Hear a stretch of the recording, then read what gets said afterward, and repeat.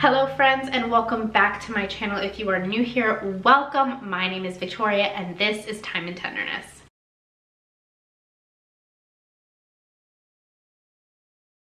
First of all, I want to start off this video by apologizing because I know I am going to be uploading it late. We have been very busy here in the Thyme and Tenderness household. Lots of good things have been going on. Just a bunch of things just happened all at once.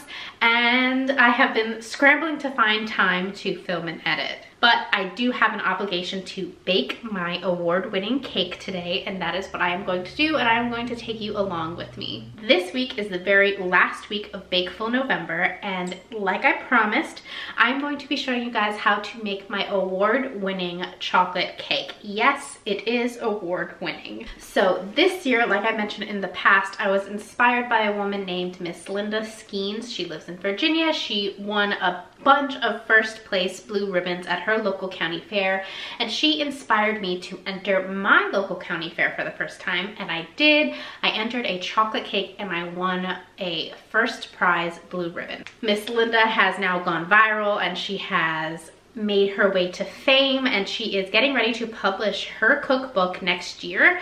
I have a little dummy copy of it. If you would like to pre-order her cookbook, all that information will be in the description down below. But let's go ahead and get started with making my chocolate cake. I'm a little frazzled today, so I forgot to hit record for the first step. But what I did was I measured out 1.5 cups of all-purpose flour, and now I'm going to be measuring out 1 cup of Dutch processed cocoa powder. So this is the cocoa powder that I use. You don't want to skimp on this step. I'm just gonna measure out 1 cup of this and add it to a medium-sized bowl. I'm trying to do this video a little bit differently than I normally do with other cooking videos because I want to give you guys a real step-by-step with this cake because I am very proud of it. So I have the flour, the chocolate in here. Now I am doing 1.5 teaspoons of baking soda.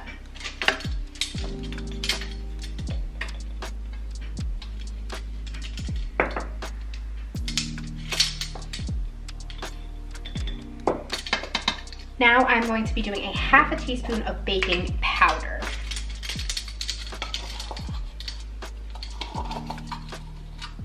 I am now going to whisk together our dry ingredients in this medium bowl.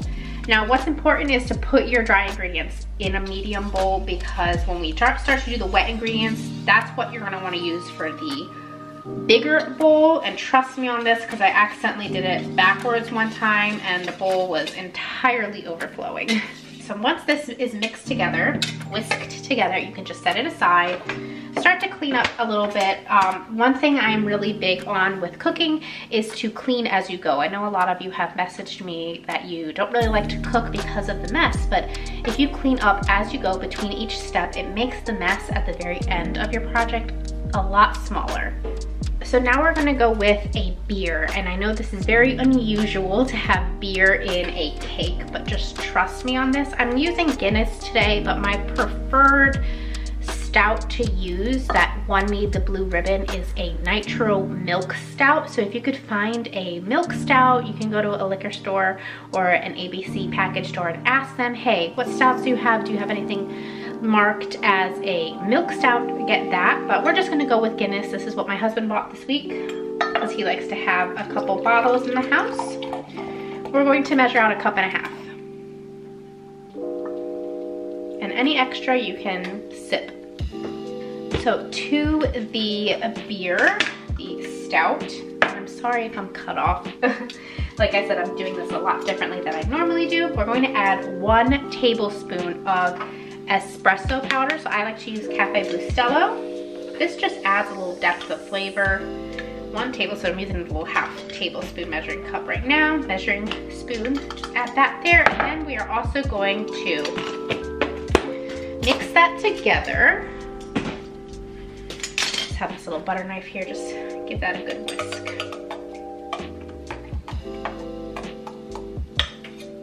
And set that to the side. I'm hoping this is a much better angle for everybody, but because like I said, for the third time. I'm doing this very differently than I normally do my cooking videos. But to a bowl, a cup of room temperature butter, you are going to add a cup and a half of sugar. And this is for your wet ingredients. So again, put it in that big bowl. So there's 1 cup.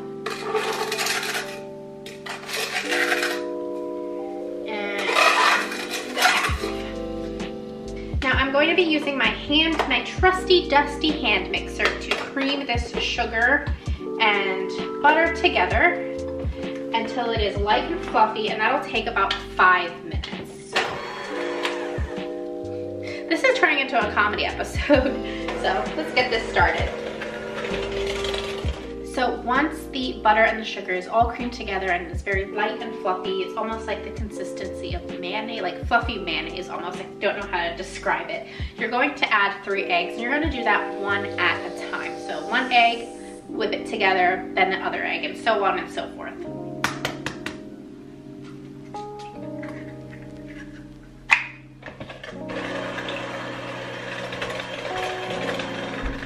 So to the butter, sugar, and egg mixture, I am now going to be adding a ½ cup of whole milk Greek yogurt, vanilla bean Greek yogurt.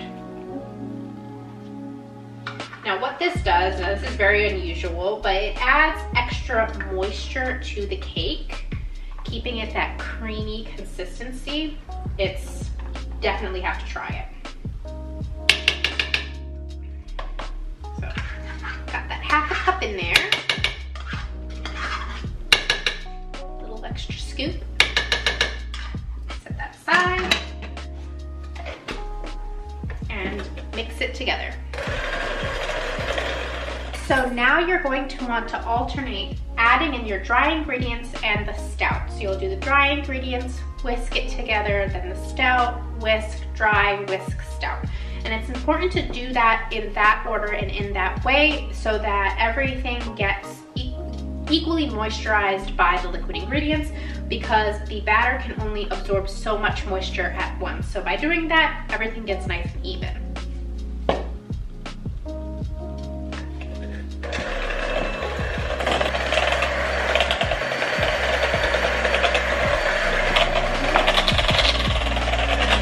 So you're obviously going to want to scrape down the sides of the bowl. I don't know if you can see that, but it is super light and fluffy. This batter is very airy and decadent and just amazing. All right, so as you can see, this batter is very fluffy and absolutely delicious. It is at this point now that you can go ahead and start cleaning up a bit before we get to our next steps, which is to put the batter into the cake tins as well as add some chocolate chunks. So after tidying up a bit, I'm going to now butter and line these little 9-inch cake tins. I have 3 of them because this is going to be a layered cake.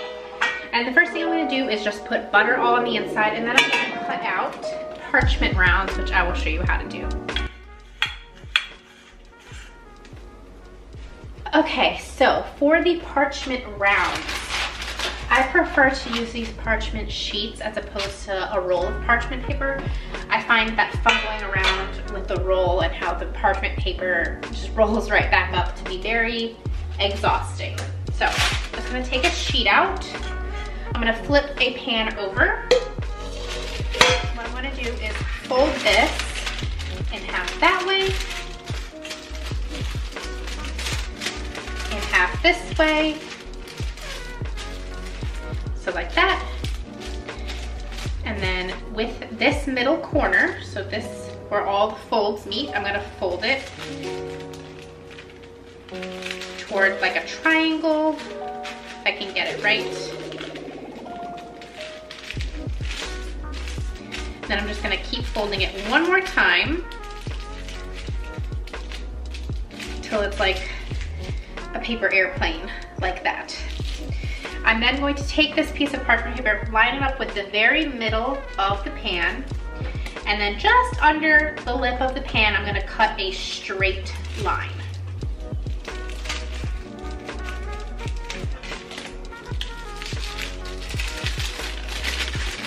And you have a perfect parchment round that fits the inside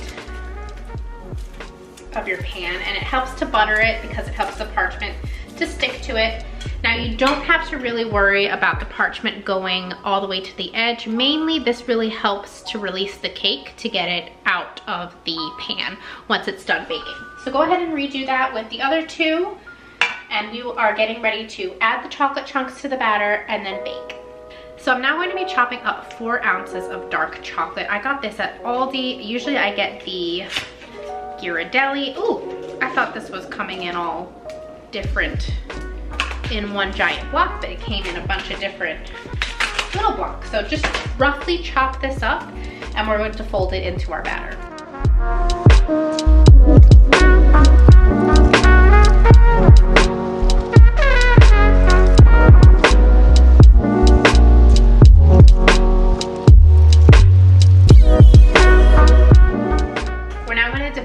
Into 3. Also, I neglected to tell you guys I have my oven set to 325, so that is important. It's already preheated, and we're going to now divide the batter amongst these 3 cake pans. Now these layers are going to be relatively thin. Once we put the cake all together with the buttercream icing, it's gonna come out absolutely gorgeous. While I was baking the cake before, my whole family went out for a long walk, and they're back now. And the cakes are out of the oven, so they're gonna cool, and I'm gonna get started on the frosting now. So, can you say hi? Can I kiss? Give a kiss? Give a kiss? Can I have a kiss? Give mama kisses.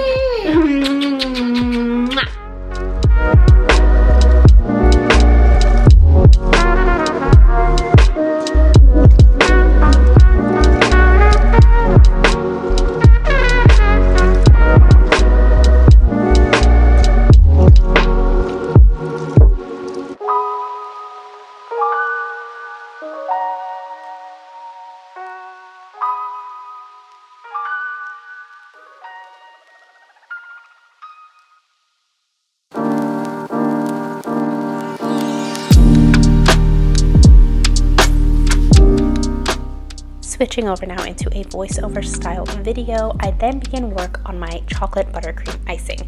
So I used 6 sticks of sweet cream butter, as well as an entire bag of confectioner's sugar. After creaming together some of the butter, I slowly started to add together the sugar and the butter, as well as eventually adding about 1/2 cup to a cup of the cocoa powder. Now, as you add the sugar into the butter, it can get a little bit thick, so you want to add a little bit, just a splash of whole milk. I really did no real measuring with this part of the recipe. I kind of just did it by sight, memory, and taste. Once the icing came together, I started on decorating and icing the cakes. I put down a smidge of icing on the base of the cake carrier to hold that first layer of cake down, wrapped it all around in parchment paper to keep the cake carrier clean, say that 3 times fast, and I got to work on decorating. Now, I'm not the best cake decorator, but it tastes amazing, and that's what counts.